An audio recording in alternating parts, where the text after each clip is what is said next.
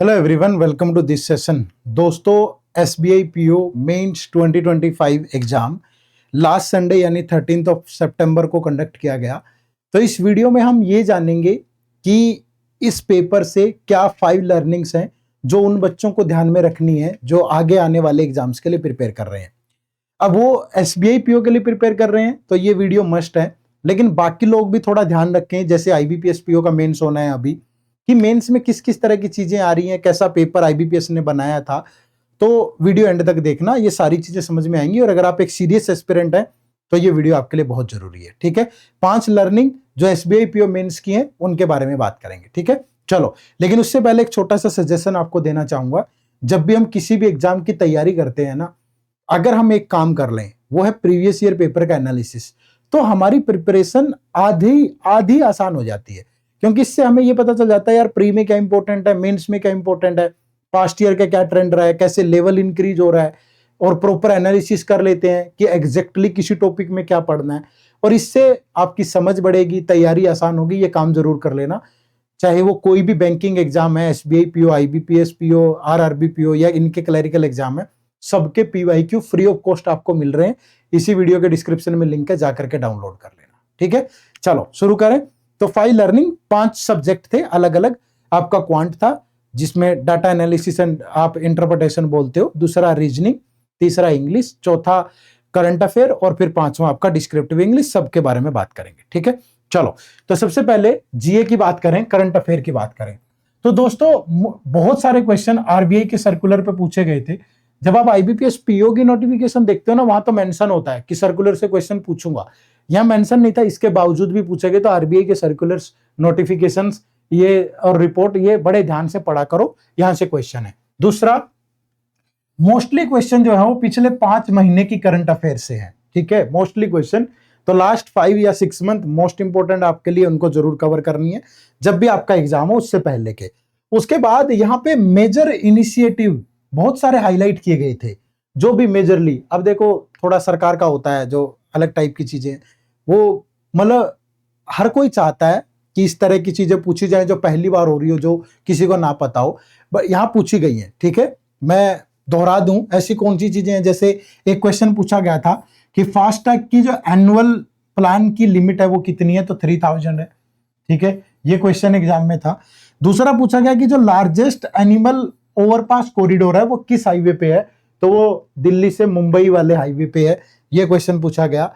तीसरा ये पूछा गया कि एफआईडीए विनर, मतलब ये चेस वर्ल्ड चेस फाउंडेशन है, तो उसकी विमेन विनर कौन थी, तो वो पहली बार इंडिया की कोई बनी है, दैट इज दिव्या देशमुख। तो वो भी पूछा गया।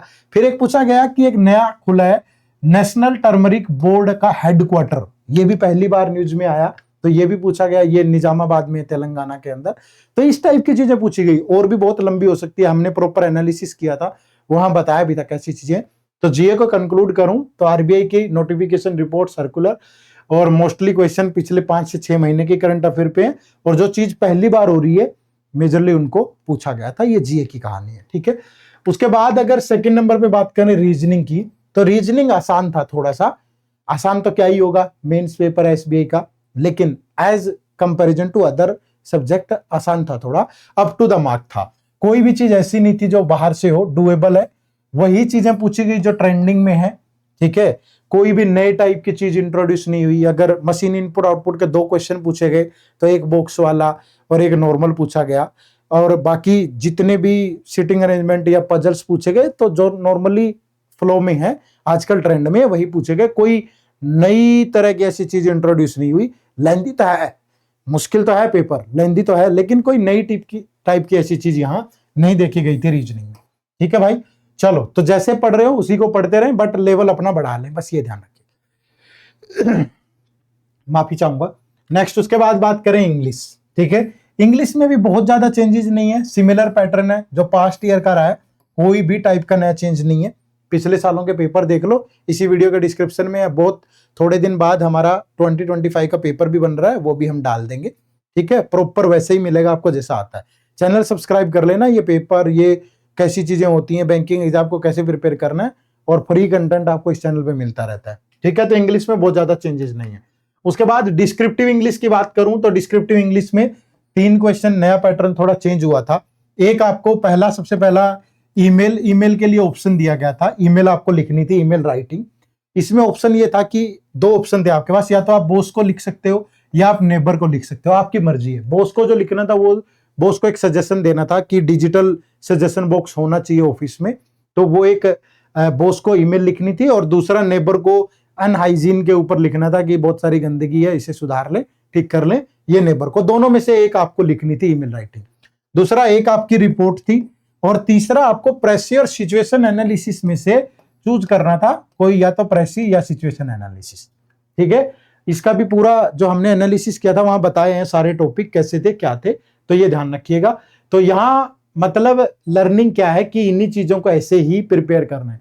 देखो पहले जो फॉर्मल और इनफॉर्मल ईमेल जो है वो एक ही तरह की आती थी, ठीक है, ऑडिटर को लिखनी है, किसी को लिखनी है। अब थोड़ा सा चेंज किया गया, फॉर्मल और इनफॉर्मल दोनों डाली गई, तो ये एक लर्निंग है, इसको ध्यान में रखें। ठीक है, नेक्स्ट अगर क्वांट की बात करूं तो क्वांट सबसे लेंथी था भाई, और डिफिकल्ट भी था। मोस्टली डीआई पूछे गए, और डीआई भी आसान नहीं है। ठीक है, बार ग्राफ पे है, पाई चार्ट पे है, और जो वो एक होता है व्हील वाला डीआई है, डिस्क वाला डीआई है, तो काफी लेंथी थे। नंबर सीरीज के 2-3 क्वेश्चन थे, ये आसान थे, मतलब मेंस के हिसाब से आसान थे, ऐसे नहीं थे प्री वाले थे, मुश्किल थे लेकिन बन रहे थे। और अर्थमेटिक के भी 4-5 क्वेश्चन थे, तो इस तरीके से बनाया गया था, क्योंकि हर एक क्वेश्चन 2 नंबर का है, तो उसी चीज से पूछा गया। तो लर्निंग यही है कि इन्हीं को ध्यान में रख के तैयारी करें। ठीक है, मैंने पूरा बता दिया कि क्या क्या लर्निंग है, क्या क्या आया था, उससे आप आइडिया ले लें कि हमें आगे आने वाले के लिए एग्जाम के लिए कैसे प्रिपेयर करना है। ठीक है, प्रिपरेशन के लिए इसी चैनल को सब्सक्राइब कर लो, यहाँ बहुत सारी वीडियोज आती रहती हैं। आप हमारे बैंकिंग एग्जाम के महापैक कोर्स से भी जुड़ सकते हो, बैंक महापैक। इस कोर्स में SBI PO, SBI clerk, IBPS PO, IBPS clerk, RRB PO और आरआरबी क्लर्क, इन 6 के 6 एग्जाम की तैयारी होती है डेडिकेटली। इसमें आपको कंसेप्चुअल वीडियो मिलेंगी, क्वांट रीजनिंग और इंग्लिश की बिल्कुल जीरो से लेके हीरो लेवल वाली, प्री से लेके मेंस वाली। साथ में टॉपिक वाइज टेस्ट होंगे प्री और मेंस के, मिनी मॉक टेस्ट होंगे पीओ लेवल के अलग और क्लर्क लेवल के अलग, फुल लेंथ टेस्ट होंगे सभी एग्जाम्स के, प्री के भी मेंस के भी। करंट अफेयर की पिछले 1 साल से लेके मंथली कंपाइलेशन, मंथली एमसीक्यू सब कुछ होगा। डिस्क्रिप्टिव इंग्लिश में दोनों पैटर्न होंगे, आईबीपीएस पीओ वाला भी और एसबीआई पीओ वाला भी, फोल्डर मटेरियल भी होगा सब कुछ, कंप्यूटर की क्लासेस, नोट्स, ये सब कुछ होगा। इंटरव्यू की गाइडेंस भी आपको मिलेगी।